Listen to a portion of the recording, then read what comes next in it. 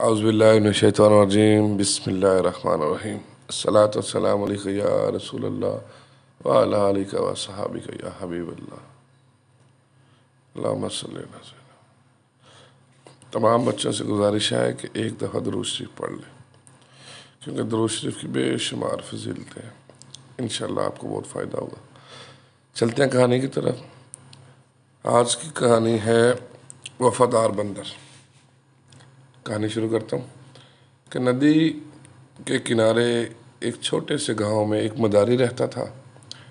इस गांव के अतराफ दूर दूर तक जंगल फैला हुआ था, जिसमें बेशुमार पगडंडियाँ बनी हुई थी, यानी छोटी छोटी सड़कें बनी वगैरह। ये पगडंडियाँ मुख्तलिफ देहातों को जाती थी।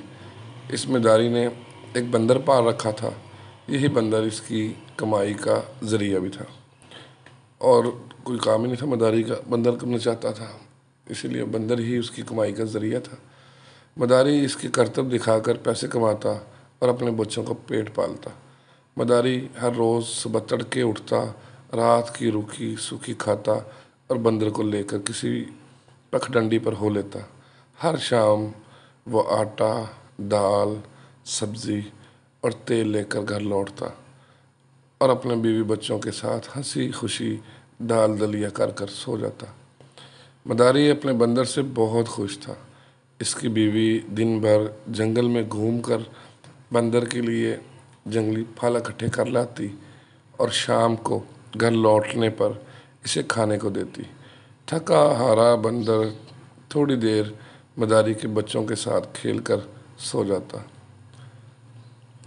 ईद त्यौहार के दिनों में मदारी खूब कमाता। इन दिनों बंदर को भी बड़ी मेहनत करनी पड़ती थी। इन दिनों की कमाई से मदारी अपने और अपने बीवी बच्चों के नए कपड़े बनवाता और ज़रूरत की दूसरी अशिया भी ख़रीदता। वो इस मौके पर बंदर के लिए भी एक नया खूबसूरत रंग बिरंगा जोड़ा बनवाता, जिसे पहनकर बंदर बड़ा इतराता।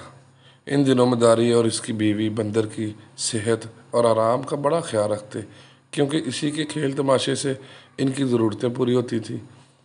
एक रोज़ मदारी एक मेले की तरफ चल पड़ा। इसे इस दिन ज़्यादा आमदनी की तवक्को थी। मेले में पहुंचकर बंदर ने अपने करतब दिखाए, लेकिन थोड़ी देर बाद वो थक कर लेट गया। बात दरअसल ये थी कि बंदर कई बरसों से नाच रहा था और मदारी का घर चला रहा था। अब बंदर की उम्र ज़्यादा हो गई थी और वो बूढ़ा हो गया था, इसलिए ज़्यादा देर करतब नहीं दिखा सकता था। मदारी ने बहुत चमकारा और बहलाया फुसलाया, लेकिन बंदर ने कोई करतब नहीं दिखाया। इस पर इसे बड़ा ताव आया और इसने इसे खूब पीटा।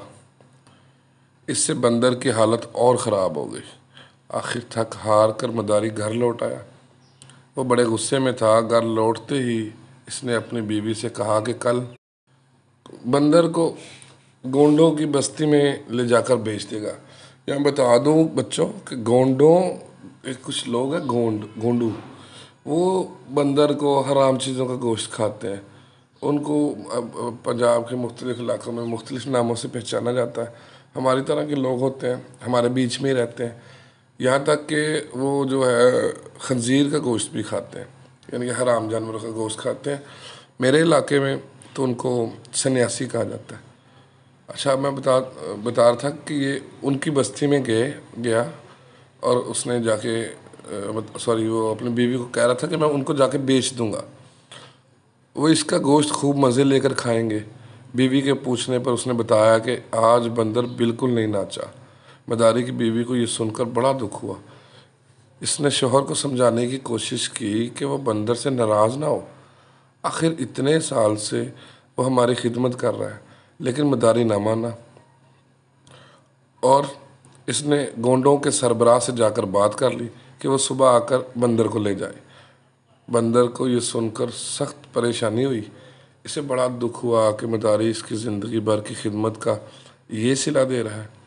अब वो बूढ़ा हो गया है तो उसे आराम देने की बजाय लोगों का नवाला बनाना चाह रहा है। यही सोचते सोचते वो थक कर एक कोने पर पड़ रहा। इसने कुछ खाया भी नहीं।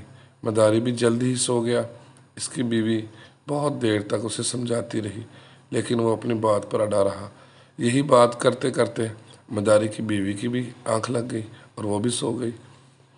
وہ آج گھر کا کواڑ بند کرنا بھول گئی، یعنی گھر کے باہر جو دروازہ اس کی کنڈی لگانی بھول گئی۔ بندر کی آنکھ ابھی نہیں لگی تھی، وہ کونے میں پڑا اپنی قسمت کو رو رہا تھا۔ جنگل سے درندوں اور دوسرے جانوروں کی آوازیں آ رہی تھیں۔ چاند نکل آیا تھا اور دودھیا چاندنی رات میں ہر چیز صاف نظر آ رہی تھی۔ اتنے میں بندر نے کچھ آہٹ سنی اور پھر ایک بھیڑیا جھونپڑی کے اندر گھس آیا۔ بھیڑیے کو دیکھ کر وہ چونکا۔